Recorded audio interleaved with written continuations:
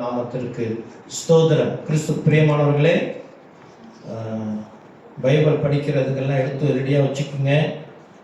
இந்த நாளுடைய செய்தியின் தலைப்பு சபை சபை ஆழமான சத்தியம். சபை என்ற தலைப்பு ஆழமான சத்தியம், டீப் ட்ரூத் ஆன் சர்ச். சபை என்றால் என்ன? அதோடைய ஆழமான சத்தியத்துக்குள்ளாக ஆண்டவர் வழி நடத்துவாராக. ஆமென். முதல்ல கூட பாஸ்டர் என்று கேட்டார், ஏன் கொஞ்சம் ஒரு மாதிரியா இருக்கிறீங்க, எல்லாம் சரியா இருக்குதானே? அப்போ நான் சொன்னேன், நாளுடைய சத்தியமானது தலைப்பே ஆழமான சத்தியம். கர்த்தர் இடைப்படுவாராக. கர்த்தர் இன்று நமக்கு புதிய வெளிப்பாடுகளை கொடுப்பார். நான் விசுவசிக்கிறேன். இந்த நாள் செய்தியிலிருந்து நம்முடைய கிறிஸ்துவ ஜீவியம் will go to the next level. அடுத்த லெவலுக்கு நம்ம கர்த்தர் நம்ம எடுத்து செல்வார்கள். ஹல்லேலூயா. கிறிஸ்துவ பிரியமானவர்களே, பழைய ஏற்பாட்டிலே கர்த்தர் தான் என்ன செய்தாரா? அவரை துதிப்பதற்கான அந்த ஏற்பாட்டை அவரே செய்தார். இப்போ உலகம் படைக்கப்பட்டதிலிருந்து ஆதாம் ஏவாள் படைக்கப்பட்ட பொழுது கர்த்தர் மனிதன் தேவனை துதிக்க வேண்டும் என்று ஆதாமுடைய வாழ்க்கையிலே அவர் எதையுமே வைக்கவில்லை. கொஞ்சம் கவனமா கேட்போம். ஆதாம் வாழ்க்கையில் ஆண்டவர் ஏதோ மோசேயிட்ட சொன்னது போல அல்லது ஆபிரகாம் கிட்ட சொன்னது போல ஒரு பலிபீடம் கட்டுவதோ பலியிடுவதோ இல்லை. ஏன் அப்படி இல்லை? அப்படி என்றால் துதி என்பது ஒரு உறவு. அல்லேலூயா. துதி என்பது ஒரு உறவு. இப்போ ஒரு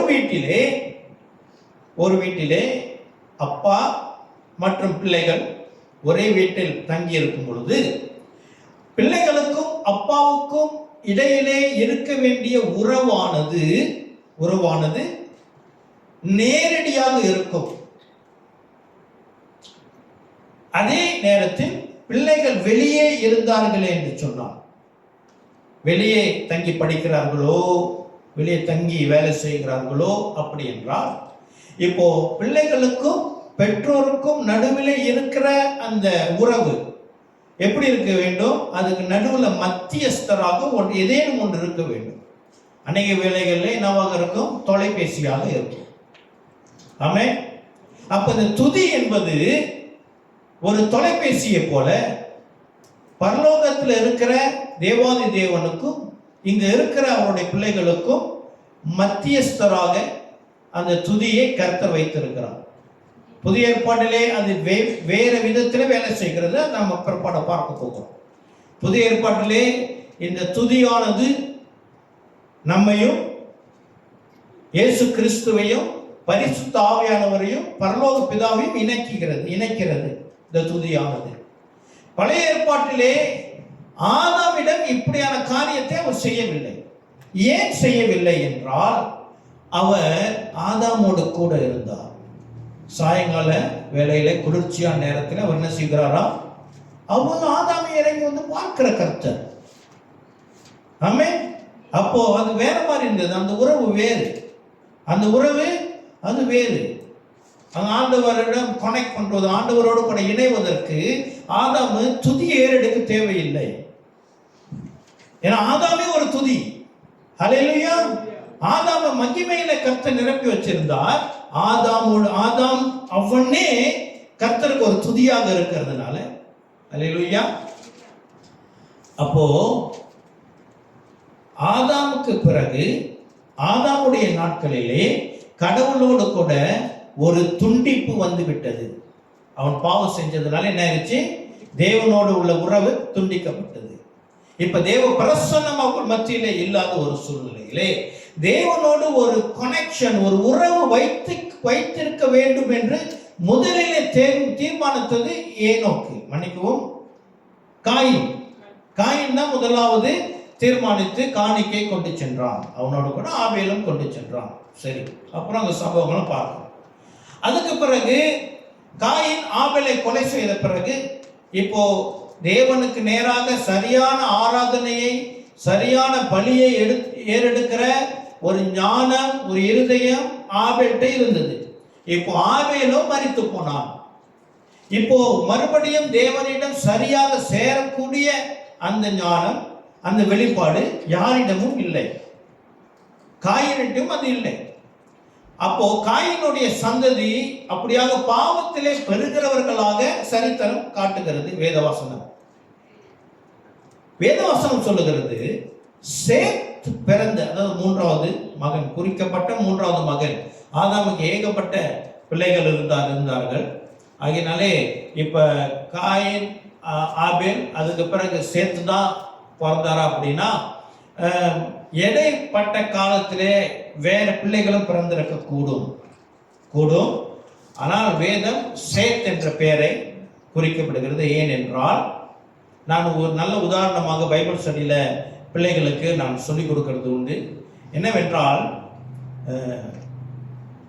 சினிமா படம் பார்க்குறாங்க இல்லையா, சினிமா படம் பார்க்கும் பொழுது பொதுவாக கேட்பாங்க, இந்த படத்தில் யார் நடித்தது அப்படின்னு. படத்தில் யார் நடித்தது அப்படின்னா அந்த ஹீரோ பேர் சொல்லுவாங்க, அப்புறம் வில்லன் பேர் சொல்லுவாங்க, அப்புறம் ஹீரோயின் ஒரு 2 பேர் 3 பேர் பேரை சொல்லுவாங்க. சரியா? ஆனால் அந்த படத்தில் இந்த 3 பேர் மட்டுமா இருந்தார்கள்? எத்தனை பேர் இருந்திருப்பாங்க? ஏகப்பட்ட பேர் இருந்திருப்பாங்க. ஆனால் அந்த அந்த படத்தோட கதையை அல்லது அந்த படத்தோடைய திரைக்கதை ஏதோ ஒன்று இது இந்த 3 நபர்களை கொண்டிருக்கிறதாக தான் இருக்கும். ஆகையினாலே இவர்களுடைய பெயர் குறிக்கப்படும். அதே போல வேதத்திலே ஏன் ஆதாமுடைய பிள்ளைகள் 3 பேர் மட்டும்தான் குறிக்கப்பட்டிருக்கிறது என்றால், இந்த முழு வேதத்திலே ரட்சிப்பை குறித்தான ஒரு முக்கியமான வேத புத்தகம் நம்முடைய வேத புத்தகம். இதிலே இந்த 3 பேர்களுடைய பெயர்கள் மட்டும்தான் இதில் கதாபாத்திரமாக அவர்கள் இருக்கிறதுனால இவர்கள் பேர் மாத்திரம்தான் இருக்கிறது. ஆனால் ஆதாம் வாழ்ந்த காலமோ 930 வருஷம். அவன் 930 வருஷம் வாழ்ந்து குமாரரையும் குமாரத்திகளையும் பெற்றான் என்று வேதம் சொல்லுகிறது. அப்போ ஆதாமுக்கு அநேக பிள்ளைகள் இருந்தது. சரி, அங்க போக வேண்டாம். ஆனா வேதம் சொல்லுகிறது, சேத்துடைய காலத்துல தான் ஜனங்கள் தேவனை தொழுது கொள்ள ஆரம்பித்தார்களாம். சேத்துடைய காலத்துல தான் ஜனங்கள் தேவனை வணங்க ஆரம்பித்திருக்கிற ஒரு சம்பவத்தை பார்க்கிறோம். எப்படி அவர்கள் தேவனை அவர்கள் வணங்கி இருப்பார்கள்? அது சொல்லப்படவில்லை. ஏனென்றால் தேவனை வணங்குவதற்காக சரியான விதத்திலே வணங்குவது எப்படி என்று கர்த்தர் சொல்லி கொடுத்தால் மாத்திரம்தான் அது சரி. நம்ம சொந்த சிந்தையில, நமக்கு சொந்த ஐடியால நம்ம ஆண்டவரை போய் நான் இப்படியாக ஆண்டவர் துதிக்க போறேன்னு சொன்னா அது ஆண்டவர்கிட்ட போய் சேராது. ஆமென். ஆக வேதம் இதற்கு நமக்கு தெளிவான வழிகாட்டிகளை கொடுத்திருக்கிறது. அப்படி இருக்க கர்த்தர் தான் முதலாக தேவனுக்கு நேராக பலியை ஏறெடுப்பதற்கு நோவாவிடம், அதாவது நோவா வெள்ளத்துக்கு பிற்பாடு நோவாவிடம் சொல்லுகிறார். நோவா தான் என்ன செய்கிறார்? தேவனுக்கு நேராக சுத்தமான மிருகங்களிலிருந்து பலியை, அதாவது தகன பலியாக அவர் ஏறெடுக்கிறார். சரி, அப்ப தேவனுக்கு நேராக பலியை ஏறெடுப்பதற்கான அந்த வழிமுறைகளை கர்த்தரே சொல்லிக் கொடுக்கிறார். ஆமென். இதெல்லாம் நான் சொல்ல வருகிறேன். அப்படியாக இன்னும் சரியான துல்லியமான விதத்திலே கர்த்தருக்கு நேராக துதியை ஏறெடுக்க வேண்டும். ஏன் கர்த்தருக்கு நேராக துல்லியமாக துதியை ஏறெடுக்க வேண்டும் என்றால், கர்த்தர் தாமே இப்போ இந்த உலகத்திலே அவர் ஒரு குறிப்பிட்ட இடத்திலே வாசம் செய்ய போகிறதுனாலே அவருக்கான துதி இப்படி இருக்க வேண்டும், ஆராதனை இப்படி இருக்க வேண்டும் என்று அவர் வழிகாட்டுகளை, வழிமுறைகளை அவர் திட்டமிடுகிறார். ஆமென். அதை தான் நாம் பார்க்க போகிறோம். எபிரேயருக்கு எழுதின நிருபம் 9வது அதிகாரம்.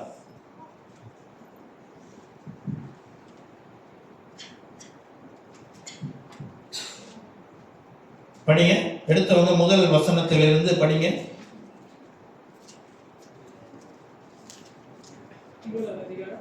முதல் வசனத்திலிருந்து.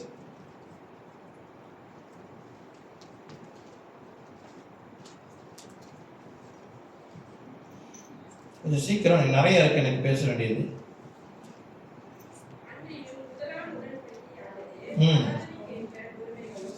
முதலாம் உடன்படிக்கையானது ஆராதனைக்கேற்ற முறைமைகளையும், என்னவா?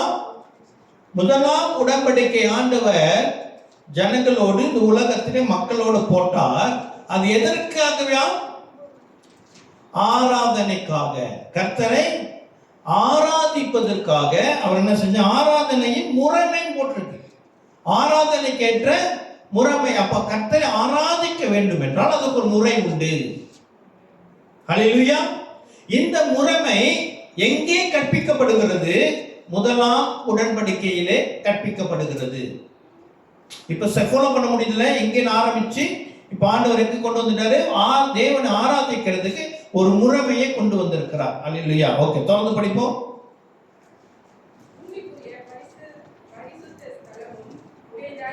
ஆமென். என்னவா? இப்போ தேவனுக்கு நேராக ஆராதனையை ஏறெடுப்பதற்கு கர்த்தர் இந்த பூமியிலே ஒரு பரிசுத்த ஸ்தலத்தையும் என்ன செஞ்சிருக்கிறார்? உண்டு பண்ணி இருக்கிறார். என்ன?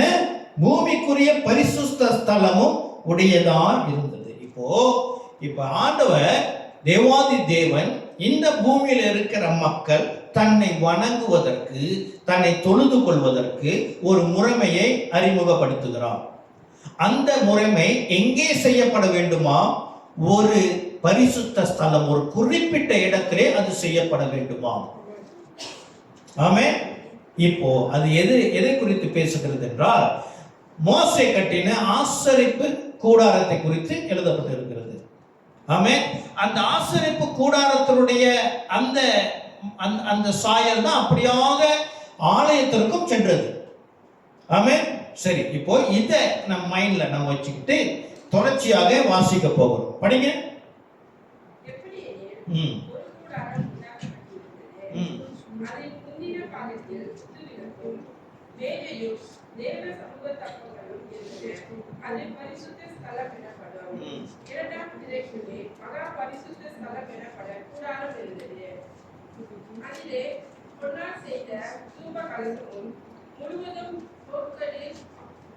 ஒற்றக்கடி உடன்படிக்கை பெட்டியுமாய் இருந்தன. அந்த பெட்டியிலே மன்னா வைக்கப்பட்ட பொற்பாத்திரமும் ஆரோனுடைய கலிந்த கோலும் உடன்படிக்கை கற்பலகளும் இருந்தன. அதற்கு மேலே மகிமையுள்ள கேருபீன்கள் வைக்கப்பட்டு கிருபாசனத்தை நிழலிட்டிருந்தன. இவைகளை குறித்து விவரமாய் பேச இப்போது சமயமில்லை. இவைகள் இவ்விதமாய் ஆயத்தமாக்கப்பட்டிருக்க ஆசாரியர்கள் ஆராதனை முறைமைகளை நிறைவேற்றும்படிக்கு முதலாம் கூடாரத்திலே நித்தமும் பிரவேசிப்பார்கள். இவைகள் இவ்விதமாய் ஆயத்தமாக்கப்பட்டிருக்க ஆசாரியர்கள் ஆராதனை முறைமைகளை நிறைவேற்றும்படிக்கு முதலாம் கூடாரத்திலே நித்தமும் பிரவேசிப்பார்கள். அங்க 2 வாசல்கள் உண்டு. அதுல பரிசுத்த ஸ்தலம், மகா பரிசுத்த ஸ்தலம் இருக்கும். இதெல்லாம் ஒரு கூடாரமாக போடப்பட்டிருந்தது. ஓகே, அதுல 7ஆம் வசனம் இப்படி சொல்லப்படுகிறது. 2ஆம் கூடாரத்திலே பிரதான ஆசாரியன் மாத்திரம் வருஷத்திற்கு ஒரு தரம் இரத்தத்தோட பிரவேசித்து அந்த இரத்தத்தை தனக்காகவும் ஜனங்களுடைய தப்பிதங்களுக்காகவும் செலுத்துவான். இப்ப அங்க 2 ஸ்தலங்கள், 2 விதமான இடம். ஒன்று பரிசுத்த ஸ்தலம், இன்னொன்று மகா பரிசுத்த ஸ்தலம். இப்ப மகா பெரிய பரிசுத்த ஸ்தலத்துல தான் உடன்படிக்கையின் பெட்டி இருந்தது. அல்லேலூயா. சரி, இப்ப இன்னும் தொடர்ந்து படிப்போம். 8ஆவது வசனத்திலே படிங்க.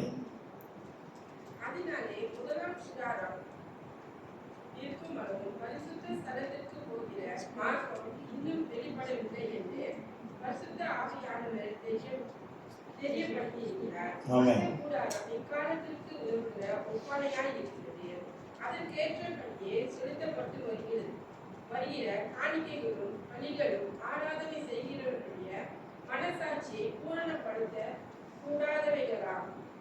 இவைகள் சீர்திருத்தல் உண்டாக்கும் காலம் வரைக்கும் நடந்தேறப்படும்படி கட்டளையிடப்பட்ட போதன பானங்களும் பலவித ஸ்நானங்களும் சரீரத்துக்கு ஏற்ற சடங்குகளுமே அல்லாமல் வேறல்ல.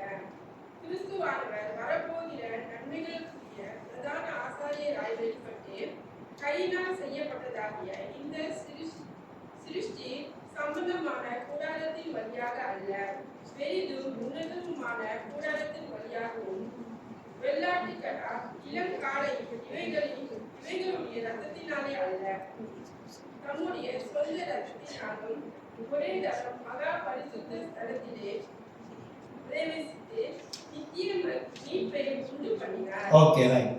இப்போ இங்க 8வது வசனம் எப்படியாக சொல்லுகிறது? அதனாலே முதலாம் கூடாரம் நிற்கும் அளவும் பரிசுத்த ஸ்தலத்திற்கு போகிற மார்க்கம் இன்னும் வெளிப்படவில்லை என்று பரிசுத்த ஆவியானவர் தெரியப்படுத்துகிறார். என்னது? 2 ஸ்தலம் இருக்கிறது. பரிசுத்த ஸ்தலத்துல ஆசாரியர்கள் அடிக்கடி போகிற உண்டு, தினந்தோறும் போவார்கள். அவர்கள் பலிகளை ஏறெடுத்துட்டு அங்க போயிட்டு தூப கலசம் இருக்கும், இதெல்லாம் அங்க இருக்கும். சரியா? ஆனா மகா பரிசுத்த ஸ்தலம் என்பது வருடத்திலே ஒரே ஒரு முறை பிரதான ஆசாரியனாலே போகக்கூடியதாக இருக்கும். சரியா? அப்போ இங்க என்ன சொல்லப்படுது? ஏன் ஒரு முறை மாத்திரம்தான் அனுமதி என்றால் அதுவும் பூரணமான ஒரு வழி அல்ல.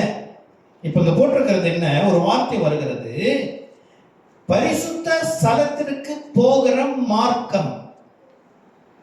மார்க்கம் என்றால் என்ன? மார்க்கம் என்ற வார்த்தை கேள்விப்படுகிறோம் தானே? நம்ம கிறிஸ்தவ மதத்தில் இருக்கிறோமா, கிறிஸ்தவ மார்க்கத்தில் இருக்கிறோமா?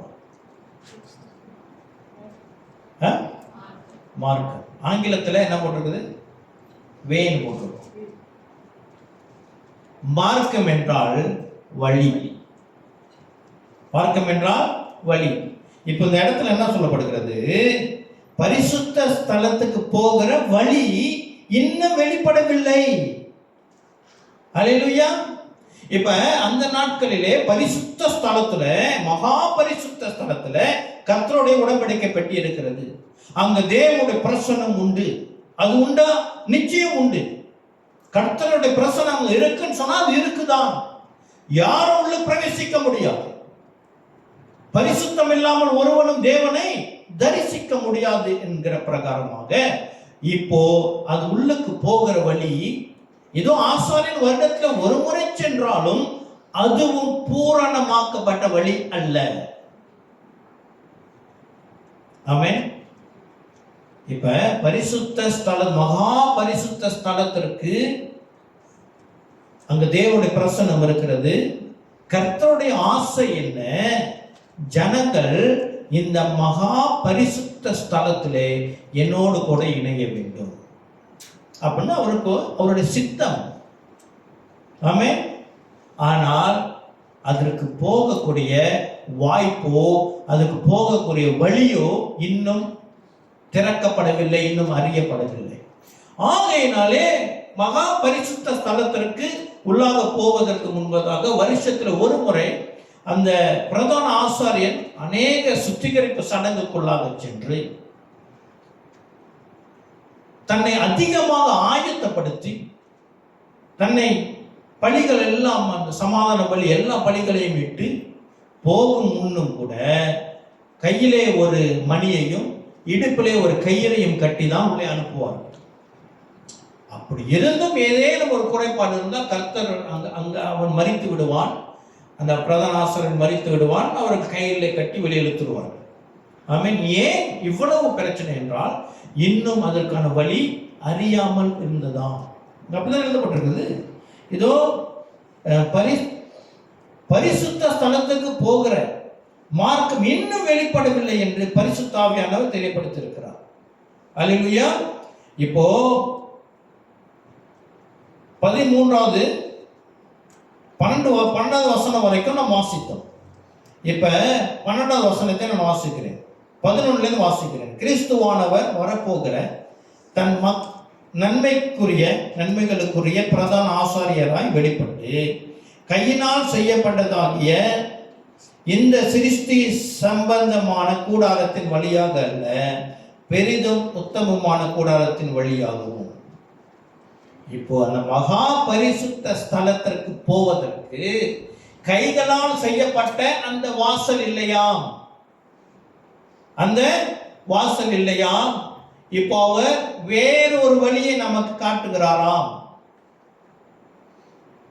முன்ன உள்ள பரிசுத்த ஸ்தலத்துக்கும் மகா பரிசுத்த ஸ்தலத்துக்கும் நடுவிலே என்ன இருக்கும்? ஒரு சிறை இருக்கும். அதை கடந்து போகணும்னா வசனம் சொல்லுது அதற்கான மார்க்கம் இன்னும் வெளிப்படவில்லையாம். இது மோசேயின் காலத்தை பத்தி பேசிக் கொண்டிருக்கிறது. இப்போ இயேசு கிறிஸ்து என்ன செய்யறார்? கிறிஸ்துவானவர் வரப்போகிற நன்மைகளுக்குரிய பிரதான ஆசாரியரை வெளிப்பட்டு கையினால் செய்யப்பட்டதாகிய இந்த சிருஷ்டி சம்பந்தமான கூடாரத்தின் வழியாக அல்ல, பெரிதும் உத்தமமான கூடாரத்தின் வழியாகவும். என்னவா? புது வழி அவர் கண்டுபிடிச்சிட்டார். என்னதாவது? பெரிதும் உத்தமமான கூடாரத்தின் வழி. வேறொரு புது வழியே இருக்குதான். வெள்ளாட்டுக்கடா, இளங்காலை இவைகளுடைய இரத்தத்தினால் அல்ல, தம்முடைய சொந்த இரத்தத்தினாலும் ஒரே தரம் மகா பரிசுத்த ஸ்தலத்திலே பிரவேசித்து நித்திய மீட்பை உண்டு பண்ணினார். கிறிஸ்து பிரியமானவர்களே, இவங்க என்ன செய்வாங்க? பிரதான ஆசாரியர்கள் அந்த பலி கொடுக்கிறார்கள் இல்லையா? இது இந்த வெள்ளாட்டுக்கடா இளங்காளைகளுடைய இரத்தத்தை எடுத்து அங்க பரிசுத்த ஸ்தலத்தில் இருக்கிற அந்த தூப கலசமாக இருக்கட்டும், அங்க இருக்கிற அந்த அப்பம் வைக்கிற அந்த தட்டு அதுவாக இருக்கட்டும், அங்குள்ள மேஜை எல்லா பொருளையும் இவங்க என்ன செய்வார்கள்? இரத்தத்தை தெளிப்பார்கள், பரிசுத்தப்படுத்துவார்கள். ஆமென். உள்ளே இருக்கிற அந்த கொம்பு இருக்கு இல்லையா, என்ன சொல்லுவாங்க, அந்த ஆசரிப்புக்குள்ள மகாபரிசுத்தத்துக்கு அந்த உடன்படிக்கையின் பெட்டி உள்ளே அந்த அதுல தூக்குற இடம் 4 கட்டை இருக்கும். அதுல அந்த இடத்துலலாம் வந்து ரத்தம் பிரதான ஆசாரியன் ஒரு முறை செய்ய வேண்டும். ரத்தத்தை அப்படி பூசணும். இதெல்லாம் இருந்தது. அப்போ இதெல்லாம் கர்த்தராகிய இயேசு கிறிஸ்து புதிதாக மாற்றிவிட்டார். ஓகே, நான் முக்கியமான கருத்துக்கு வரேன். அதனால தான் ரொம்ப பொறுமையாக சொல்லி கொண்டு இருக்கிறேன். இந்த 13வது வசனத்தில் நான் வாசிக்கிறேன். அது எப்படி எனில், அது வந்து இப்போ விலைக்கு சொல்றாங்க, நல்லா கேளுங்க. அது எப்படி எனில், காலை வெள்ளாட்டுக்கடா இவைகளின் இரத்தமும் தீட்டுப்பட்டவர்கள் மேல் தெளிக்கப்பட்ட கடாரியின் சாம்பலும், இதனது சிவப்பு கடாரி சாம்பலும் சரீர சுத்தி உண்டா இருக்கும்படி பரிசுத்தமாகப்படுமானால், நித்திய ஆவியினாலே தம்மை தாமே பழுதற்ற பலியாக தேவனுக்கு ஒப்பு கொடுத்த கிறிஸ்துவனுடைய இரத்தம் ஜீவனுள்ள தேவனுக்கு ஊழியம் செய்வதற்கு உங்கள் மனசாட்சியை செத்த கிரியைகளுக்கு சுத்திகரிப்பது எவ்வளவு நிச்சயம். கிறிஸ்து பிரியமானவர்களே, தேவனுடைய பிரசன்னத்துக்குள்ளாக போகணும்னா மனிதனுக்குள்ளாக செத்த கிரியை இருக்கக்கூடாது. ஆமென். ஒரு மனிதன் இப்போ கிறிஸ்துவுக்குள்ளாக நாம் மறுபடியும் பிறந்து விட்டோம். அல்லேலூயா. கிறிஸ்துவுக்குள்ளாக நாம் மறுபடியும் பிறந்திருக்கிறோம். அல்லேலூயா. ஆனால் நாம் மறந்துடக்கூடாது, இப்போ நான் உயிரோடு இருக்கிறேன் என்று சொன்னால் என்னோட கூடயும் என்னுடைய செத்து போன என்னுடைய சரீரம் என்னோட கூட இருக்கிறது. செத்து போன வாழ்க்கை என்னோட கூட இருக்கிறது. அதற்கு அடக்கம் பண்ண அடையாளமாக தான் ஞானஸ்தானம் எடுக்கிறோம். இப்போ வசனம் என்ன சொல்லுகிறது? கர்த்தருடைய பிரசன்னத்துக்குள்ளாக போக வேண்டும் என்றால் நம்ம இந்த செத்த கிரியையோடு உள்ள போக முடியாது. ஆக இந்த செத்த கிரியைகளை நம்மிடமிருந்து அப்புறப்படுத்தி நம்மை பரிசுத்தப்படுத்துகிறது கர்த்தராகிய இயேசு கிறிஸ்துவினுடைய சிலுவை பலி. ஆமென். ஆகையால் இந்த சிவப்பு கிடாரி என்ற தலைப்பில் நான் பேசும்போது சொல்லியிருந்தேன், இயேசு கிறிஸ்து சிவப்பு கிடாரியாகவும் பலியானார். ஆக இந்த சிவப்பு கிடாரியோடைய பலி என்னத்தை குறிக்கிறது? அதனுடைய சாம்பல் மனிதனுடைய தீட்டை கழிக்குமா? ஆக நாம் அவ்வப்பொழுது தீட்டுப்படுகிற மனிதர்களாக இருக்கிறதுனாலே கர்த்தர் நமக்காக சிவப்பு கிடாரியாகவும் பலியானார். அதுதான் வாசிக்கிறோம். எந்தெந்த லிஸ்ட் எதெல்லாம் அந்த பழைய ஏற்பாட்டிலே ஜனங்களை பரிசுத்தப்படுத்துகிறதோ, எந்தெந்த காரியங்கள் பரிசுத்தமாக்கப்பட்ட இந்த ஜனங்களை தீட்டு கழிக்கிறதோ அதோட லிஸ்ட் 13வது வசனத்துல போட்டு இதை இயேசு கிறிஸ்து செய்து முடித்தார் என்று 14வது வசனம் சொல்லுகிறது. ஆமென். 15வது வசனம் இப்படியாக ஆரம்பிக்கிறது. ஆகையால் முதலாம் உடன்படிக்கையின் காலத்திலே நடந்த அக்கிரமங்களை நிவிர்த்தி செய்யும் பொருட்டு அவர் மரணம் அடைந்து அழைக்கப்பட்டவர்கள் வாக்கு தத்தம் பண்ணப்பட்ட நித்திய சுதந்திரத்தை அடைந்து கொள்வதற்காக புது உடன்படிக்கையின் மத்தியஸ்தரானார். இதுல முக்கியமான காரியம் நாம் விளங்கிக் கொள்ள வேண்டும். கர்த்தராகிய இயேசு கிறிஸ்து முதலே பார்த்தோம். கர்த்தராகிய தேவன் ஜனங்கள் தேவனுக்கு நேராக ஆராதனையை ஏறெடுக்கும் முறைமையை, உடன்படிக்கையை என்ன செய்தார்? அவர் ஜனங்களோடு போட்டார், ஒரு ஒப்பந்தம் போட்டார். அதுதான் பழைய ஏற்பாடு. ஹல்லேலூயா. இங்க வசனம் சொல்லுகிறது, இந்த முதலாம் உடன்படிக்கையின் காலத்திலே நடந்த அக்கிரமங்கள். முதல் உடன்படிக்கை போட்டார் இல்லையா, அது பூரணமாக நிறைவேறப்படுத்தப்படவில்லை. அங்க அக்கிரமங்கள் நடந்திருக்கிறது. ஏனென்றால் ஜனங்கள் கர்த்தரை முன்பதாக கர்த்தர் எதிர்பார்த்த தேவ பயத்தோடு வரவில்லை. ஆமென்.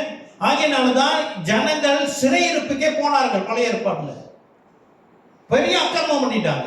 கர்த்தர் உடன்படிக்கையை அவர்கள் சரியாக கடைபிடிக்கவில்லை. ஒரு சட்டம் போட்டார்ல, அந்த சட்டத்தை இவங்க சரியா கடைபிடிக்கவில்லை. அங்கதான் வசனம் சொல்லுகிறது, அந்த அக்கிரமம் நடந்ததாம். அந்த அக்கிரமத்தை நிவர்த்தி செய்யும் பொருட்டு. ஆமென். இப்போ ஒரு உதாரணம் சொல்லுகிறேன். அந்த உதாரணத்தை நான் ரொம்ப யோசிச்சு பார்த்தேன். எனக்கு எப்படி சொல்றது, எப்படி கொண்டு வரது தெரியவில்லை. இது தேவனுடைய மகா பரிசுத்தத்தை குறித்தான ஒரு உதாரணமாக இருக்கிறதுனால சரியாக கொண்டு வர முடியவில்லை. இருந்தாலும் நான் முயற்சி செய்கிறேன். இப்போ என்னிடம் ஒரு விலை உயர்ந்த எப்படி வச்சுக்கோமே ஒரு கேமரா வச்சுக்கோங்க, விலை உயர்ந்த கேமரா. இந்த கேமரா இதை இந்த கேமரா எதற்காக நான் வைத்திருக்கிறேன் என்றால், என்னை படம் பிடிக்க நான் வைத்திருக்கிறேன். வேற யாரையும் படம் பிடிக்க அல்ல. இதை என்னை படம் பிடிக்கிறதுக்காக நான் வைத்திருக்கிறேன். இதிலே ஏகப்பட்ட ஃபீச்சர்ஸ் இருக்கும், ஃபங்க்ஷன்ஸ் இருக்கும், நிறைய பட்டன் இருக்கும், நிறைய ஆப்ஷன்ஸ் இருக்கும், நிறைய செட்டிங்ஸ் இருக்கும், என்னென்னமோ இருக்கும். இதெல்லாம் சரியான செட்டிங்கில் வச்சு படம் பிடிச்சா என்னது, நான் சரியாக அதிலே படம் பிடிக்கப்படுவேன்.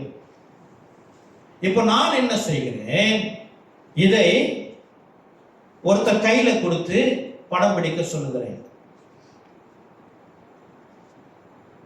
ஆனால் அந்த நபருக்கோ சரியாக படம் பிடிக்க தெரியவில்லை. அந்த கேமராவை சரியா உபயோகிக்க தெரியவில்லை. சரியா? இப்ப மேட்டர் என்னன்னா, இந்த உதாரணத்தில் இருக்கிற கேமரா ஒன்னே ஒன்றுதான் இருக்கிறது. அந்த கேமராவை கண்டுபிடித்ததும் நான் தான் இதை செய்தேன். ஆகையினாலே இந்த கேமராவை குறித்து வேற எங்கேயும் போய் யாரும் கற்றுக்கொண்டு வர முடியாது. அப்ப நான் என்ன செய்வேன்,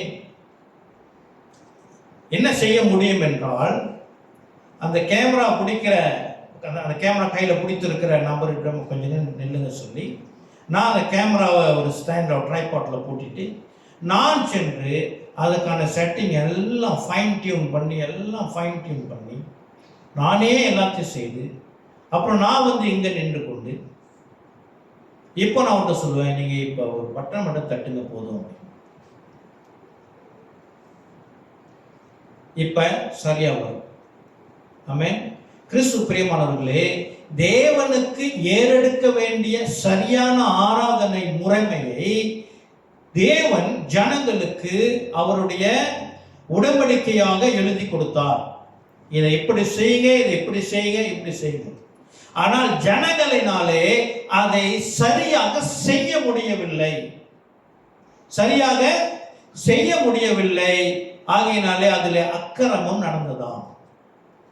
இப்போ சரியான ஆராதனையை தேவனுக்கு ஏறெடுப்பதற்காக இப்ப தேவனே இறங்கி வந்து அந்த முறைமைகளை புதிய உடன்படிக்கையாக மாற்றி எழுதி இருக்கிறார் கர்த்தராகிய இயேசு கிறிஸ்து.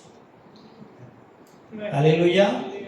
ஆக இன்று நாம் தேவாதி தேவனிடம் ஏறெடுக்கிற அந்த ஆராதனை இயேசு கிறிஸ்துவினாலே ஏறெடுக்கப்படுகிறது. அவருடைய இரத்தம் இந்த உடன்படிக்கையை போட்டிருக்கிறது. அதுவே புதிய உடன்படிக்கை. அல்லேலூயா. இன்னும் கொஞ்சம் ஆழமா போகும். இப்போ பழைய உடன்படிக்கை கொஞ்சம் பார்ப்போம், கொஞ்சம் ஆழமா போய் பார்ப்போம். அதாவது நான் முதல்ல சொன்னேன், பழைய உடன்படிக்கை என்ன நடந்தது. கர்த்தருடைய பிரசன்னம் இருக்கிற ஒரு இடம், அங்கு ஆராதனை ஏறெடுக்கப்படுகிறது. அந்த இடத்தில் ஆராதனை ஏறெடுக்கப்படும் பொழுது அங்கு என்னென்ன நடக்கும் என்று நாம் விளங்கிக் கொள்ள வேண்டும் என்றால், இந்த ஆசரிப்பு கூடாரத்துக்கு ஒப்பான ஒரு ஆலயத்தை சாலமோன் கட்டுகிறார். சாலமோன் கட்டும் பொழுது அவர் என்ன செய்கிறார், அந்த அந்த ஆலயத்துடைய பிரதிஷ்டை அன்று ஒரு ஜெபத்தை ஏறெடுக்கிறார். என்ன ஜெபத்தை ஏறெடுக்கிறார்? ஆண்டவரே, இந்த ஸ்தலத்துல ஏறெடுக்கிற ஜெபம், இந்த ஸ்தலத்துல ஏறெடுக்கிற ஆராதனை, இதிலிருந்து எங்களிடம் நீ பெற்றுக்கொள்ள போகிற காரியம், அதுக்கு பதிலாக உங்களிடம் இருந்து தேவனிடத்திலிருந்து ஜனங்கள் பெற்றுக்கொள்ள காரியம் என்று ஒரு லிஸ்ட் அடுக்கிறார். அது கொஞ்சம் நீளமாக இருந்தாலும் நம்ம கொஞ்சம் சற்று தியானிக்கலாமா? யாராச்சும் படிக்க முடியுமா? 1 ராஜாக்கள் 8வது அதிகாரம், 1 ராஜாக்கள் 8வது அதிகாரம் 28 வாசிக்க கேட்கலாம். அதாவது இங்க என்ன எழுதப்பட்டிருக்கிறது? தேவனை ஆராதிப்பதற்காக கர்த்தர் ஒரு முறைமையை கற்றுக் கொடுத்தார். ஒன்று, அந்த முறைமையை செய்வதற்கு ஒரு ஸ்தலம் வேண்டும். அது தேவனுடைய ஆலயம். அந்த ஆலயத்தில் தேவனுக்கென்று ஆராதனையை ஏறெடுக்கும் பொழுது அங்கு என்ன நன்மைகள் வரும் என்று நாம் வாசிக்க போகிறோம். புரிகிறதா? Can follow me? ஓகே.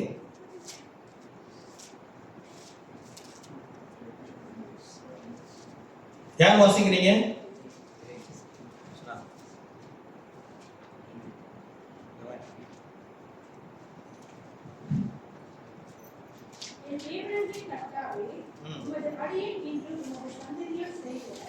விண்ணப்பத்தையும் மன்றாட்டையும் கேட்டு உமது அடியேனுடைய விண்ணப்பத்தை வேண்டுதலையும் திருவுளத்தில் கொண்டதும் உமது அடியேன் விடத்திலே செய்யும் விண்ணப்பத்தை கேட்கும்படி என்னுடைய நாமம் விளங்கும் என்று சொன்ன ஸ்தலமாகிய இந்த ஆலயத்தின் உங்களுடைய கண்கள் இரவும் பகலிலும் என்னவா? இந்த ஸ்தலம், அந்த ஆலயத்துல விண்ணப்பத்தை ஏறெடுக்கும்படிக்காக கர்த்தருடைய கண் இரவும் பகலும் திறந்திருக்க வேண்டுமா? எங்கே இருக்கா? ஆண்டவருடைய கண் எங்க திறந்திருக்கும்? அந்த ஸ்தலத்திலே. இப்போ மேற்கொண்டு படிப்பது முன்பதாக நான் ஒரு காரியத்தை விளக்கி சொல்லுகிறேன். கர்த்தர் பழைய ஏற்பாட்டிலே என்ன செய்தார்? கர்த்தரை பிரதிநிதிக்கிற, கர்த்தருடைய பிரசன்னம் வரக்கூடிய அந்த ஒரு சூழலை அவர் ஏற்படுத்தினார். எது அந்த சூழல் என்றால் உடன்படிக்கையின் பெட்டி. உடன்படிக்கையின் பெட்டிக்குள்ளாக அவர் தன்னுடைய வார்த்தையை வைத்தார். ஆமென். அப்போ இந்த உடன்படிக்கை பெட்டி கர்த்தருடைய பிரசன்னத்தை பிரதிபலிக்கிறது. அந்த பெட்டி எங்க இருக்கிறதோ கர்த்தருடைய பிரசன்னம் அங்க இருக்கும். ஆமென். இப்போ ஆண்டவரிடம் ஒரு விண்ணப்பத்தை ஏறெடுக்க வேண்டுமோ, இல்லது அவருக்கு துதியை ஏறெடுக்க வேண்டுமோ, அவருக்கு ஆராதனை ஏறெடுக்க வேண்டுமோ அப்படின்னு ஒரு மனிதன் இந்த உலகத்தில் எந்த மூலையில இருந்தாலும் அவன் வர வேண்டிய இடம் இந்த ஸ்தலத்திற்கு வர வேண்டும். அப்போ இந்த மகா பரிசுத்த ஸ்தலத்துக்கு நேராக விண்ணப்பம் ஏறெடுக்கப்படும், காணிக்கை ஏறெடுக்கப்படும், துதி ஏறெடுக்கப்படும். அந்த ஸ்தலத்திலிருந்து தேவனுக்கு போய் சேரும். அல்லேலூயா. அதே போல இன் ரிட்டன் ஜனங்கள் ஆசீர்வாதத்தை பெற்றுக்கொள்வதும் எங்கிருந்து பெற்றுக்கொள்வார்கள்? இந்த ஸ்தலத்திலிருந்து அவர்கள் பெற்றுக்கொள்வார்கள். இதைதான் சாலமோன் விண்ணப்பமாக ஏறெடுக்கிறார். இப்ப இந்த ஒரு ஐடியாவோட நம்ம தொடர்ந்து வாசிக்க கேட்போம். உமது அடியாரும் இந்த ஸ்தலத்திலே விண்ணப்பம் செய்ய போகிற உமது ஜனமாகிய இஸ்ரவேலும் பண்ணும் ஜெபத்தை கேட்டருளும். பரலோகமாகிய உம்முடைய வாசஸ்தலத்திலே அதை நீர் கேட்பீராக. கேட்டு மன்னிப்பு. என்னவா இங்கே அவர்கள் என்ன செய்ய போறார்கள்? விண்ணப்பத்தை அவர்கள் இந்த ஸ்தலத்திலே விண்ணப்பம் செய்வார்கள். இங்க இருந்து நீங்க பரலோகத்துல இதை கேட்கணும். வேற இடத்துல போய் ஜெபம் பண்ணா கேட்கப்படாது. பழைய ஏற்பாடு இங்கதான். இங்க கேட்டு மன்னிப்பீராக. அந்த மன்னிப்பு எங்க வரும்? இந்த ஸ்தலத்திலிருந்து அவர்களுக்கு வரும். ஓகே, அடுத்து ஒருவன் தன் அயலானுக்கு குற்றம் செய்து இருக்கையில் இவன் அவனை ஆணையிட்டு சொல்லும்போது அந்த ஆணை இந்த ஆலயத்திலே உம்முடைய பலிபீடத்திற்கு முன் வந்தால் அப்பொழுது பரலோகத்தில் இருக்கிற தேவனை குறித்து துன்மார்க்கனுடைய நடக்கையை அவன் தலையின் மேல் சுமரப் பண்ணி அவனை குற்றவாளியாக தீர்க்கவும் நீதிமானுக்கு அவனுடைய நீதிக்கு தக்கதாய் செய்து அவனை நீதிமானாக்கவும் தக்கதாய் உமது அடியாரை நியாயத்தீர்க்கிறார்கள். உம்முடைய ஜனமாகிய இஸ்ரவேல் உமக்கு விரோதமாய் பாவம் செய்த நிமித்தம் சத்துருக்கு முன்பாக முறைந்து போய் உம்மிடத்திற்கு திரும்பி உம்முடைய நாமத்தை அறிக்கை பண்ணி இந்த ஆலயத்திற்கு நேரே உம்மை நோக்கி விண்ணப்பத்தையும் வேண்டுதலையும் செய்தார். பரலோகத்தில் இருக்கிற தேவரை கேட்டு உம்முடைய ஜனமாகிய இஸ்ரவேலின் பாவத்தை மன்னித்து அவர்கள் பிதாவுக்கு நீர் கொடுத்த தேசத்துக்கு அவர்களை திரும்ப வர பண்ணுகிறார்கள். அவர்கள் உமக்கு விரோதமாய் பாவம் செய்ததினால் மனம் அடைக்கப்பட்டு மழை பெய்யாது இருக்கும்போது அவர்கள் இந்த ஸ்தலத்திற்கு நேரே விண்ணப்பம் செய்து உம்முடைய நாமத்தை அறிக்கை பண்ணி தங்களை தேவரில் கிளேசப்படுத்துகையில் தங்கள் பாவங்களை விட்டு திரும்பினால் பரலோகத்தில் இருக்கிற தேவருக்கு உமது அடியாரும் உமது ஜனமாகிய இஸ்ரவேலும் செய்த பாவத்தை மன்னித்து அவர்கள் நடத்த வேண்டிய மறுபடியை அவர்களுக்கு போதித்து தேவரே உமது ஜனத்திற்கு சுதந்திரமாக கொடுத்து உமது தேசத்தில் மழையை பெய்ய கட்டளையிடுகிறார்கள். தேசத்திலே பஞ்சம் உண்டாயிருக்கிற போது கொள்ளை நோய் உண்டாயிருக்கும் போதும் வறட்சி சாவி வெட்டுக்கிளி பச்சை கிளி உண்டாயிருக்கிற போதும் அவர்கள் சத்துருக்குள் தேசத்தில் உள்ள பட்டணங்களை முறியடிக்கிற போதும் யாதொரு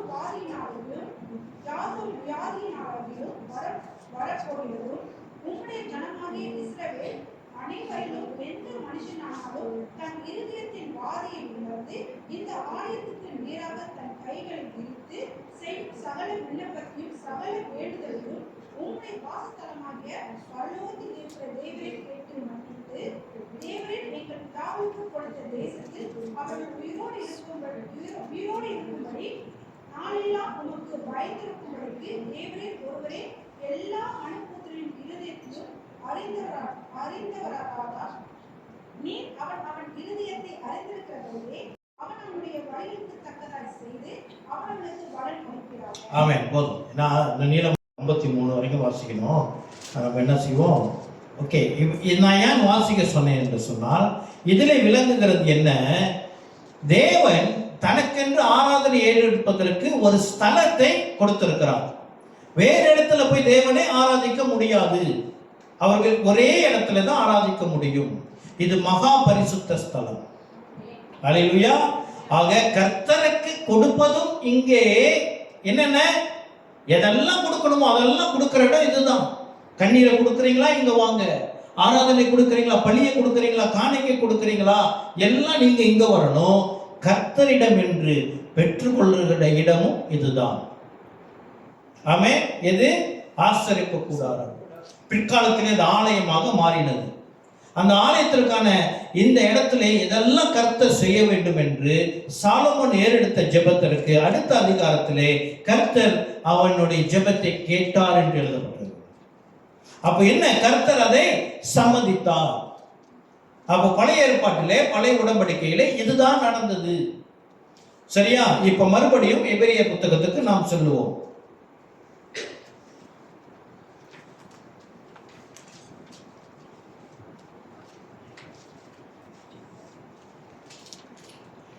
இப்ப எபிரேய புத்தகத்தை நம்ம எதுவரைக்கும் படித்து விட்டோம் என்றால் 15 நான் வாசித்து நினைக்கிறேன். இப்போ நான் 16 வாசிக்கிறேன். ஏனென்றால் எங்கே மரண சாசனம் உண்டோ அங்கே அந்த சாசனத்தை எழுதினவருடைய மரணம் உண்டாக வேண்டும். எப்படியெனில் மரணம் உண்டான பின்பே மரண சாசனம் உறுதிப்படுத்தப்படும். அதை எழுதினவன் உயிரோடு இருக்கையில் அதற்கு பலன் இல்லையே. அந்தபடி முதலாம் உடன்படிக்கையும் இரத்தம் இல்லாமல் பிரதிஷ்டை பண்ணப்படவில்லை. ஆமென். இப்ப என்ன கிறிஸ்து பிரியமானவர்களே, இது என்னன்னா மரண சாசனம் எழுதப்பட்டிருக்கு இல்லையா? அப்படி என்றால் அங்க வில்னு போட்டிருக்கு நினைக்கிறேன், ஆங்கிலத்தில் வில்னு போட்டிருக்குது. நம்ம இந்த நாட்களில் பயன்படுத்துகிற தமிழ் சொல்வது உயில். உயிரோடு இருக்கும் போதே உயில் எழுதி வைத்துருவாங்க. சரியா? அந்த உயில் எப்போ செல்லும் என்றால் அந்த உயிலை எழுதினவன் இறந்த பிறகுதான் அது செல்லும். அதே போல உயில் என்றால் என்ன? என்னிடம் இருக்கிறதை நான் கொடுக்கிறது. என்னிடம் இருக்கிறதை நான் கொடுக்கிறது. ஒரு மனிதனிடம் ஏகப்பட்ட சொத்து, வீடு இதெல்லாம் இருக்குது என்றால் தன்னுடைய வாரிசுக்கு கொடுக்க வேண்டியதை அவர் உயிலாக எழுதி வைத்து விடுவார். அவர் உயிரோடு இருக்கிற காலம் வரைக்கும் அது அந்த ஜனங்களுக்கு, யாருக்கு எழுதி வைத்திருக்கிறார் பிள்ளைகளுக்கு போய் சேராது. அவர் மரித்தால் தான் அது அவர்களுக்கு போய் சேரும். இது உயில். இப்ப பழைய ஏற்பாட்டிலேயே இந்த பழைய உடன்படிக்கை கர்த்தர் போடும் பொழுது இந்த இடத்திலே அந்த உயிர் செல்லும்படியாக அவர் ஒரு உயிர் பலி தேவைப்பட்டது. அதை அவர் ஆடு பலியாக அல்லது மாடு பலியாக கொடுத்து அந்த இரத்தத்தினாலே இந்த உயிரை அவர் செயல்படுத்தினார். ஆமென். அன்று தேவனுக்கு பிரதிநிதியாக அன்று கொலை செய்யப்பட்டது ஒரு மிருகம். அன்று தேவன் இன்னும் கொலை செய்யப்படவில்லை. அன்று தேவனுக்கு ஈடாக ஒரு மிருகம் பலியிடப்பட்டதினாலே அந்த உயில் அது நடைமுறைக்கு வந்தது. ஜனங்கள் ஆசீர்வாதத்தை பெற்றுக் கொண்டார்கள். புரியுதுங்களா? ஆண்டவர் ஒரு உயிரை எழுதி வச்சுட்டாரு பழைய ஏற்பாட்டுல. அது எப்படி ஜனங்கள் சுதந்திரித்தாங்க இல்லையா ஆசீர்வாதத்தை? சொல்லுங்க. பழைய ஏற்பாட்டு ஜனங்கள், இஸ்ரவேலர்கள் ஆசீர்வாதத்தை சுதந்திரித்தார்கள் இல்லையா? சுதந்திரித்தார்கள். எப்படி சுதந்திரித்தார்கள் என்றால் தேவனுக்கு உயிரை எழுதினவர் கர்த்தர். அவருக்கு பதிலாக ஒரு மிருகம் அடைக்கப்பட்டது. அந்த மிருகத்தை இரத்தத்தினாலே இந்த இடம் பரிசுத்தப்பட்டது. ஆகையினாலே இந்த உயிர் செல்லுபடியானது. புதிய ஏற்பாட்டிலே கர்த்தர் ஒரு உயிரை எழுதி வைத்திருக்கிறார். இந்த உயிரிலே கர்த்தர் அநேக ஆசீர்வாதங்களை வைத்திருக்கிறார். இந்த ஆசீர்வாதம் சபைக்கு வந்து சேர வேண்டும் என்றால் இயேசு கிறிஸ்து பலியாக வேண்டும். ஆகையினால் தான் அவர் மரித்தார். இது மகா பெரிய ரகசியம். கிறிஸ்து பிரியமானவர்களே, நம் ஆசீர்வாதத்தை பெற்றுக்கொண்டோமா என்றால் ஆசீர்வாதம் அடைய ஆசீர்வாதத்துடைய உயிர் என்ன ஆயிடுச்சா? கிறிஸ்துவின் மரணத்தினாலே அது உறுதிப்படுத்தப்பட்டு விட்டது. இப்ப பெற்றுக்கொள்றதும் பெற்றுக்கொள்ளாததும் நம்ம கையில். எப்படின்னா ஒரு அப்பா என்ன செய்யறாரு, ஒரு வீட்டை மகனுக்கு எழுதி வச்சுட்டு உயில் எழுதி வச்சிருக்கிறாரு. அதுல என்ன எழுதப்பட்டிருக்குது? நான் மரித்த பின்பு இந்த வீடு உனக்கு சொந்தமாகிவிடும். இப்ப அப்பா மரிச்சிட்டாரு. ஆனா இவனுக்கு தெரியல இவன் பேர்ல ஒரு வீடு இருக்குன்னு. இவன் என்ன செய்யறான்? அங்கங்க தெரிஞ்சுக்கிட்டு இருக்கான். கிறிஸ்து பிரியமானவர்களே, புதிய ஏற்பாட்டில் இருக்கிற அநேக ஆசீர்வாதமும் நமக்கு வந்தாயிற்று. இப்ப விசுவாசித்தா நாம் அதை பெற்றுக்கொள்ள போகிறோம். அதை நாம் அறிந்துட்டோம்னு சொன்னா பெற்றுக்கொள்ள போகிறோம். என்ன ஆசீர்வாதம் உள்ளுக்கு இருக்குன்னு தெரிஞ்சா நாம் அதை சுதந்திரித்துக்கொள்வோம். ஏன் சுதந்திரிக்கல? நமக்கு தெரியல, விசுவாசிக்கவில்லை. ஹல்லேலூயா. சரி, இன்னும் மேற்கொண்டு போவோம்.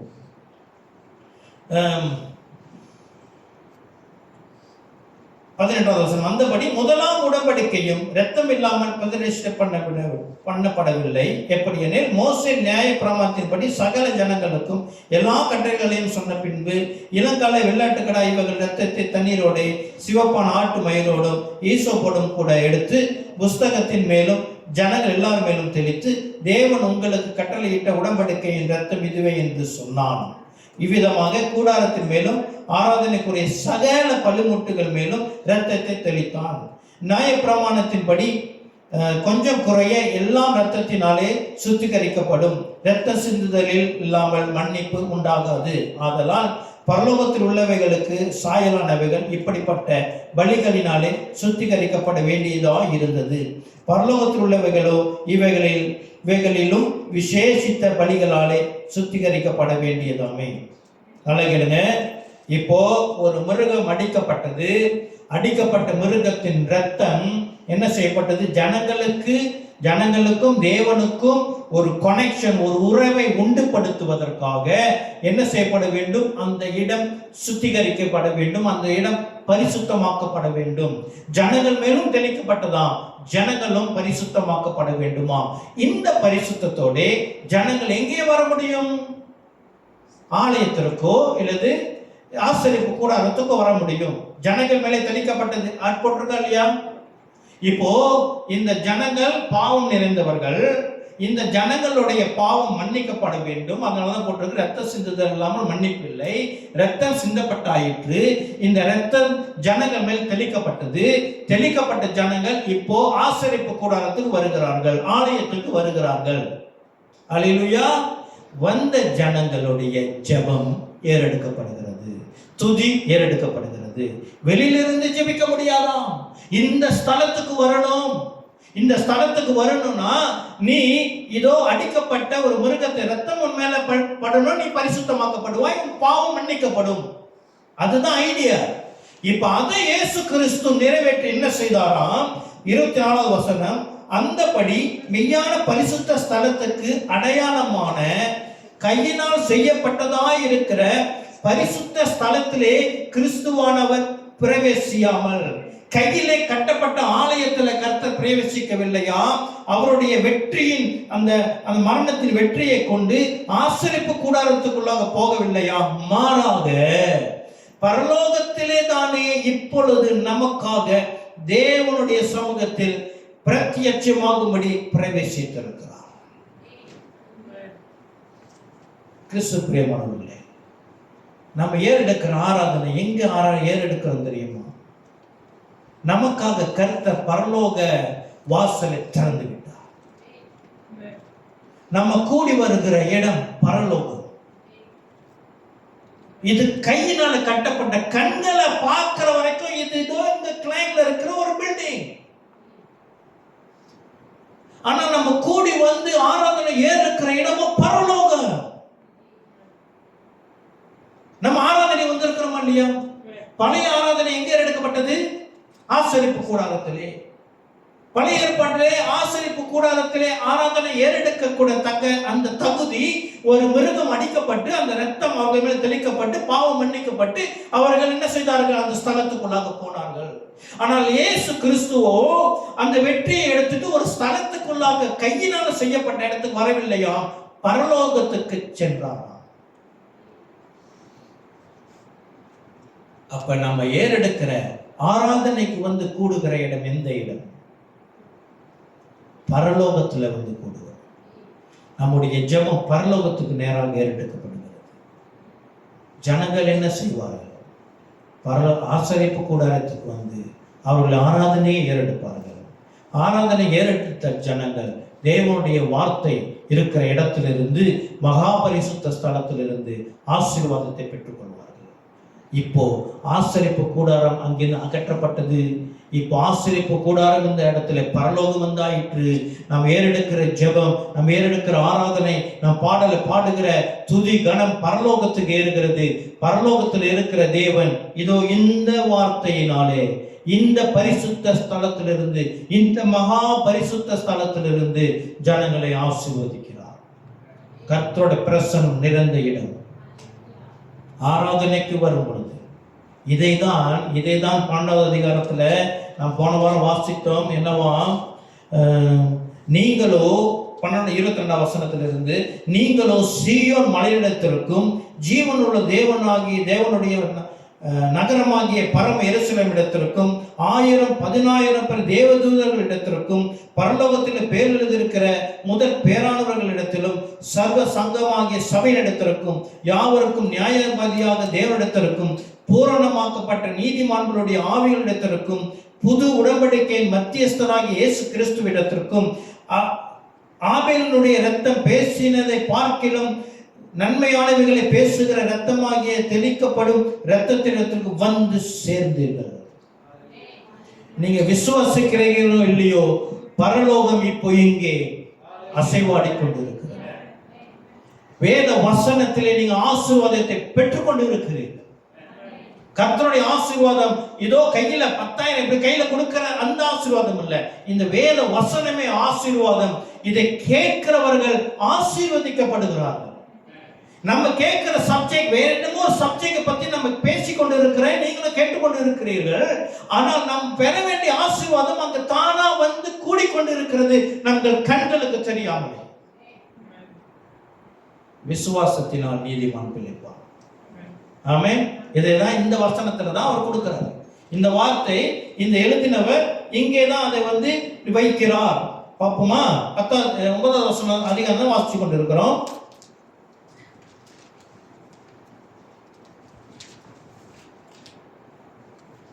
25வது வசனம், பிரதான ஆசாரியன் அந்நிய இரத்தத்தோட வருஷந்தோறும் பரிசுத்த ஸ்தலத்துக்குள் பிரவேசிக்கிறது போல அவர் அநேக தரம் தம்மை பலியிடும்படிக்கு பிரவேசிக்கவில்லை.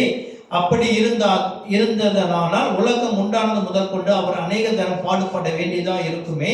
அப்படியெல்லாம் அவர் தம்மை தாமே பலியிடுகிறதுனாலே பாவங்களை நீக்கும் பொருட்டாக இந்த கடைசி காலத்தில் ஒரே தரம் வெளிப்பட்டார் என்று அதில் தொடர்ந்து அந்த காரியங்கள் எழுதப்பட்டுட்டே இருக்கிறது. இதிலிருந்து அடுத்த அதிகாரத்துக்கு நாம் சென்றோம் என்று சொன்னால், அடுத்த அதிகாரத்திலே 10வது அதிகாரத்திலே ஒரு சில காரியங்களை நாம் பார்க்க போகிறோம். எபிரியர் 10வது அதிகாரம் 1லிருந்து 27 வரைக்கும் வாசித்தீர்கள் என்றால்,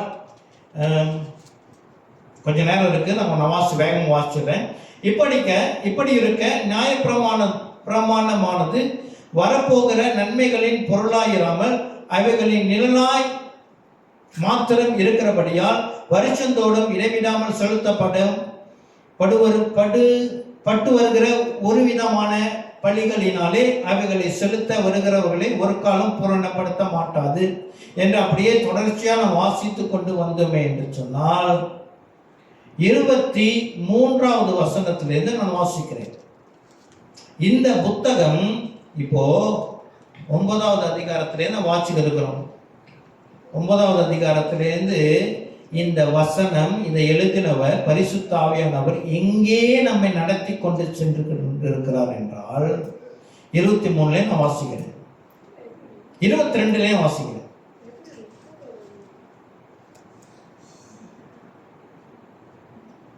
21 படிக்கிறேன். தேவனுடைய வீட்டின் மேல் அதிகாரியான மகா ஆசாரியர் நமக்கு ஒருவர் இருக்கிறபடியினாலும், இல்ல அது மேலிருந்து தொடர்ச்சி 19 வாசிக்கிறேன். நம்ம இடையில படிக்கிற இந்த கோமாளம் ரொம்ப முக்கியம். பைபிள் படிக்கும் போது ஒரு கோமாளின்னு ஆரம்பிக்குதான், அந்த முந்தைய வசனத்தை கண்டிப்பா படிக்கணும். 19 நான் வாசிக்கிறேன். ஆகையால் சகோதரரே, நாம் பரிசுத்த ஸ்தலத்தில் பிரவேசிப்பதற்கு இயேசுவானவர் தமது மாம்சமாகிய திரையின் வழியாய் புதிதும் ஜீவனுமான மார்க்கத்தை நமக்கு உண்டு பண்ணினபடியால். அங்க என்ன பார்த்தோம்? மகா பரிசுத்த ஸ்தலத்திற்கு போகிற மார்க்கம் இன்னும் வெளிப்படவில்லையா? மகா பரிசுத்த ஸ்தலத்துக்குள்ளாக போகிற தேவ பிரசன்னத்துக்குள்ளாக, தேவன் வாசம் பண்ணுகிற இடத்துக்குள்ளாக போகிற வழி இன்னும் வெளிப்படுத்தப்படவில்லையா? ஆகையினாலே குறைபாடு உள்ள மனிதன் தன்னை பல விதத்திலே தயார்படுத்தி வருடத்துக்கு ஒரு முறை மகா பரிசுத்த ஸ்தலத்துள்ளுக்கு செல்ல வேண்டிய சூழ்நிலை இங்கோ. ஆகையால் சகோதரரே, நாம் பரிசுத்த ஸ்தலத்தில் பிரவேசிப்பதற்கு இயேசுவானவர் தமது மாம்சமாகிய திரையின் வழியாய் புதிதும் ஜீவனுமான மார்க்கத்தை நமக்கு உண்டு பண்ணினபடியால், நமக்கு ஒரு மார்க்கத்தை, ஒரு வழியை உண்டு பண்ணியிருக்கிறார். அது என்ன வழி? கிறிஸ்தவம், கிறிஸ்டியானிட்டி. கிறிஸ்டியானிட்டி என்றால் என்ன? தேவனிடம் செல்லும் வழி.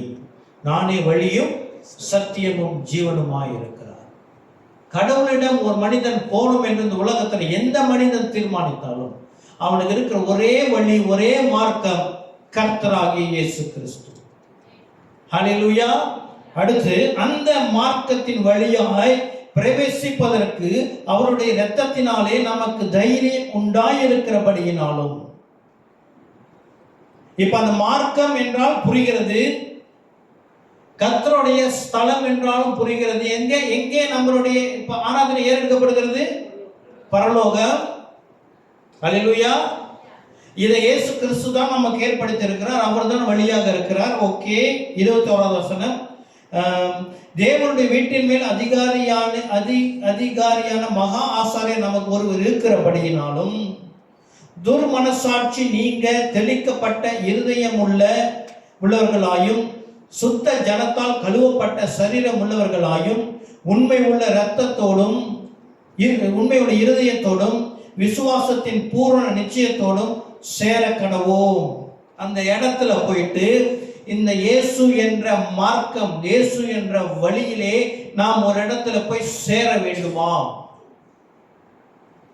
அப்படிதானே போட்டிருக்கு, நீங்கள் போய் சேர வேண்டும் சொல்லி, அல்லாமலும் நம்முடைய நம்பிக்கையை அறிக்கை இடுகிறதில் அசைவில்லாமல் உறுதியாய் இருக்க கடவோம்.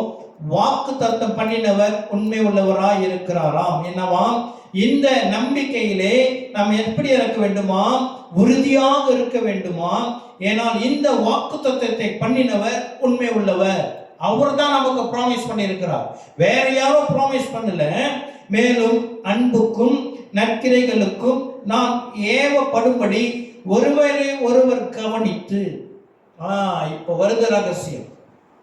இது எந்த ஸ்தலத்தை குறிக்கிறது என்றால், சபை கூடி வருதலை சிலர் விட்டு விடுகிறது போல நீங்கள் விட்டு விடாதிருங்கள்.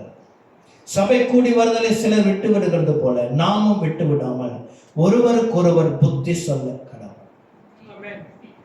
கிறிஸ்துவுக்கு பிரியமானவர்களே,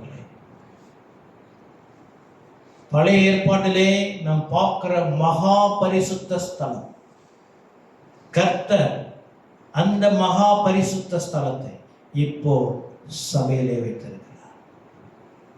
நம்ம கூடி வருகிற இடம் மகா பரிசுத்த ஸ்தலம்.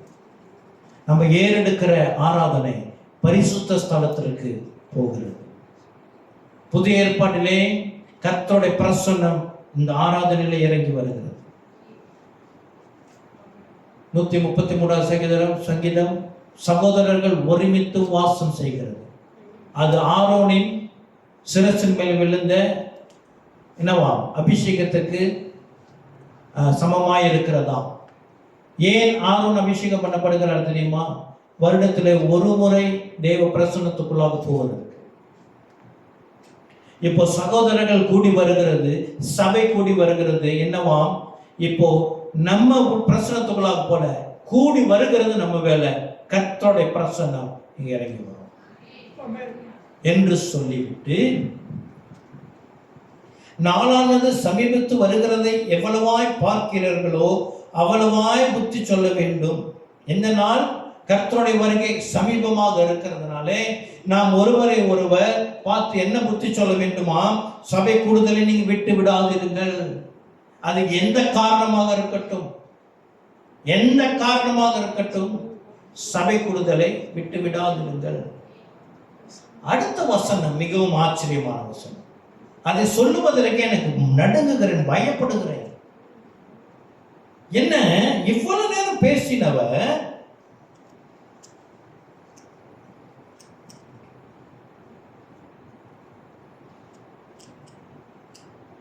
இப்போ ஒரு பாவத்தை குறித்து பேசுகிறார். இப்போ இந்த எபிரேய புத்தகம் யார் எழுதுறான்னு யாருக்குமே தெரியாது. நான் அநேகர் நம்புகிறது பவுலாக தான் இருக்கும் என்று சொல்லி. ஏன்னா அதை சில ஸ்காலர்ஸ் அதை ஏற்றுக்கொள்வதில்லை. என்ன சொல்கிறாங்கன்னு என்று சொன்னால், அவருடைய பெயர் பதிக்கப்படவில்லை. ஏன்னா அவருடைய மற்ற 13 கடிதத்திலும் அவருடைய பெயர் எழுதப்பட்டிருக்கிறது. அப்போ இதில் எழுதப்படவில்லை. அப்போ நான் என்ன நம்புகிறேன் என்றால், இது என்னுடைய சொந்த கருத்து என்னவென்றால், இப்போ தமிழர்களுக்கு என்று நமக்கென்று ஒரு ஈகோ இருக்குது. நான் தமிழன், மண் தோன்றா கல் தோன்றா முன்பதாக வந்த தமிழ் மொழி. வேற என்ன சொல்லுவாங்க? தமிழன்னா வேற என்ன சொல்லுவாங்க?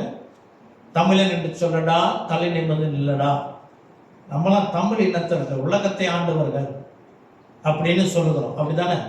இப்ப நம்ம தமிழர்கள்லாம் கூடி வந்திருக்கிற ஒரு இடத்துல ஒரு மாநாடு, தமிழர்கள்லாம் கூடி வந்திருக்கிற ஒரு மாநாடுல ஒரு சைனீஸ் வந்து நமக்கு ஆலோசனை கொடுத்தா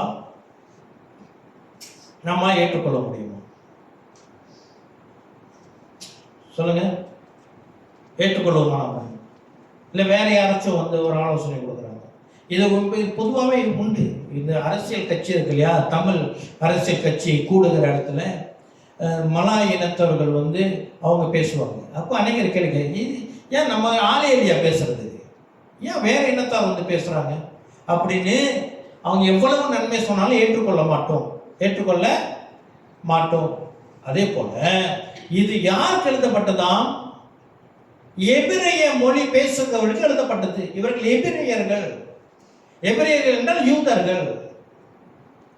யூதர்களுக்கு இருக்கிற அந்த இனப்பற்று என்ன கேட்டால் வேற யாருக்கும் இல்லை.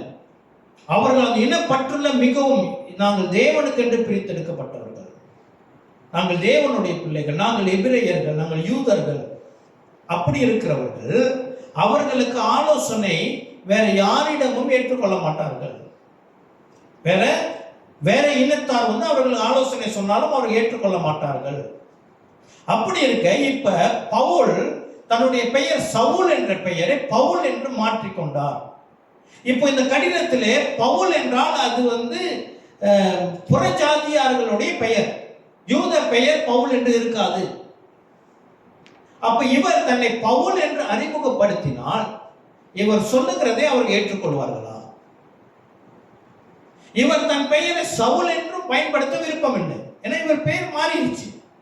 இவர் மாற்றிக்கொண்டார், மனப்பூர்வமாக ஏதோ ஒரு காரணத்துக்காக மாற்றிக்கொண்டார். சரித்திர ஆராய்ச்சியாளர் சொல்லுகிறார்கள், ஏனென்றால் இதோ புறஜாதிகள் மத்தியிலே ஒரு செல்லும் பொழுது யூத பெயரோடு சென்றால் அவர்கள் இவரை ஏற்றுக்கொள்ள மாட்டார்கள் என்று சொல்லி இவர் இந்த புறஜாதிகளுடைய பெயரை இவருக்கு வைத்துக் கொண்டாராம், சுவிசேஷத்திற்கு உதவியாக இருக்கும் என்று சொல்லி தன்னை அவர் பவுலாகவே மாற்றிக்கொண்டார்.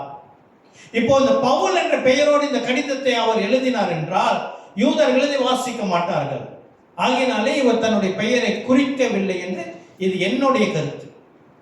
நான் இப்படியாக நம்புகிறேன். இதை நீங்க நம்ப வேண்டும் என்று அவசியம் இல்லை. ஆனால் இது வந்து வேதத்தில் இருக்கிற முக்கியமான புத்தகம். சரியா? இப்போ இந்த நபர் பொதுவாக ஒரு கடிதம் வேதத்தில் நம்ம வாசித்தோம் என்றால், நான் ஒரு உதாரணத்தை உங்கள்கிட்ட சொல்லுகிறேன். இப்போ இந்த ஃபோன் இருக்குல்ல, நம்ம கையில் வச்சிருக்கிற ஃபோன் வந்து அதோடைய ரேடியேஷன் ரொம்ப ஹாய். இப்போ நான் வந்து சிறு பிள்ளைங்களை கூப்பிட்டு சொல்கிறேன். முதல்ல என்ன சொல்கிறேன், இந்த ஃபோனில் வந்து ஃப்ரீக்வன்சி இருக்குது, அந்த ஃப்ரீக்வன்சியில் யூஹெச்எஃப் விஹெச்எஃப் இந்த மாதிரி ஏகப்பட்ட ஃப்ரீக்வன்சி ரேஞ்சஸ் இருக்குது. ஃபோனில் பாய்க்கிற ஃப்ரீக்வன்சி வேறு லெவலுக்கு போயிடுச்சு. அது வந்து இப்போ 3G 4G 5Gயில் வந்து நிற்குது. இந்த 5G டெலிஃபோன் வந்து ரொம்ப ஹை ரேடியேஷன் எல்லாம் சொல்லிட்டு விளக்க வேண்டியதெல்லாம் விளக்கிட்டு கடைசியாக நான் ஒரு காரியத்தை சொல்லுவேன், இது உன்னுடைய சரீரத்தில் ரொம்ப ஒட்டி வைத்து கொள்ளாதே. ஃபோன் பாய்க்கிறவங்களுக்கு ஒரு ஆலோசனை, இந்த ஃபோன் நம்ம சரீரத்தை கூட ரொம்ப ஒட்டி இருக்கக்கூடாது, ஒரு ஸ்பேஸ் வச்சுக்கிங்க. அதனால தான் பார்ப்பீங்க, நான் ஒரு பேக் வச்சுருக்கேன், கொஞ்சம் ஸ்பேஸ் தள்ளி இருக்கும் பாக்கெட்டில். ரொம்ப நேரம் நீங்கள் கொஞ்ச நேரம் நீங்கள் ட்ராவல் பண்ணும்போது பாக்கெட்டில் இருக்குதா ஓகே, நீங்கள் போய் உட்காரும் பொழுது உங்களை விட்டு தூரமாக வச்சுருங்க. இது ரொம்ப முக்கியமான ஆலோசனை. அப்போது சொல்ல வேண்டிய காரியத்தை எல்லாம் சொல்லிட்டு கடைசியில் என்னது, இதை நீங்கள் செய்யுங்கள், இதை நீங்கள் செய்யாதீர்கள் என்று ஆலோசனை. என்னது, இன்ஃபர்மேஷன். அதுக்கப்புறம் அட்வைஸ். அப்படிதானே? இப்போ இங்க இவ்வளவு நேரம் பேசினவர் திடீரென்று ஒரு பாவத்தை குறித்து பேசுகிறார். என்ன வாசிப்போம். சத்தியத்தை அறிவை அடைந்த பின்பு நாம் மனப்பூர்வமாய் பாவம் செய்கிறவராய் இருந்தால் பாவங்களின் நிமித்தம் செலுத்தத்தக்க வேறொரு பலி இனி இராமல். என்ன பாவத்தை குறித்து ஒரு பேசுகிறார்? என்ன பாவம் இங்கு குறிக்கப்பட்டது?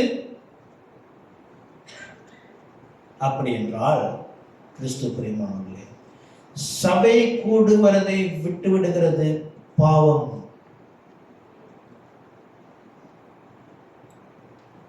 கர்த்தர் பயந்து நான் பேசுகிறேன்.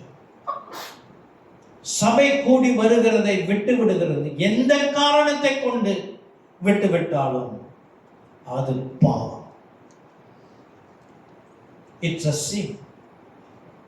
தொடர்ந்து வாசிப்போமா? இப்போ மனம் திரும்பி இயேசு கிறிஸ்து ரத்தத்தினாலே உங்க பாவம் கழுவப்பட்டு நீங்க வந்தீங்க. வந்ததுனாலே இப்ப பரிசுத்த ஸ்தலத்துல நீங்க சேர்ந்துட்டீங்க. இந்த பாவத்தை, இந்த இடத்தை, இந்த மகா பரிசுத்த ஸ்தலத்தை நீங்க விட்டுட்டீங்களோ, இனி உங்க பாவத்தை மன்னிப்பதற்கு வேற பாவங்கள் நிமித்தம் செலுத்தத்தக்க வேறொரு பலி இனி இராமல். இனி வேற பலி இல்லை. ஆமென். நியாயத்திற்கு வரவென்று பயத்தோட எதிர்பார்க்குதலும் விரோதிகளை பட்சிக்கும் கோபாக்கினையுமே இருக்குமே. கர்த்தருடைய கோபாக்கினை வரும். மோசனுடைய பிரமாணத்தை தள்ளுகிறவன் இறக்கப்படாமல் 2-3 சாட்சிகளை வாக்கினால் சாகிறானே. தேவனுடைய குமாரனே. இந்த வசனம் நான் படிக்க முடியும். இந்த பாவம் எதற்கு சமமாம்?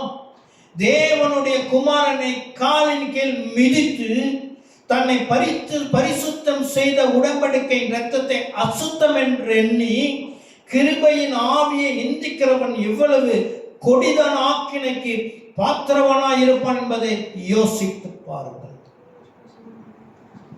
கிறிஸ்து பிரியமானவர்களே, கர்த்தருக்கு பயந்து என்னை தாழ்த்தி நான் சொல்லுகிறது என்ன?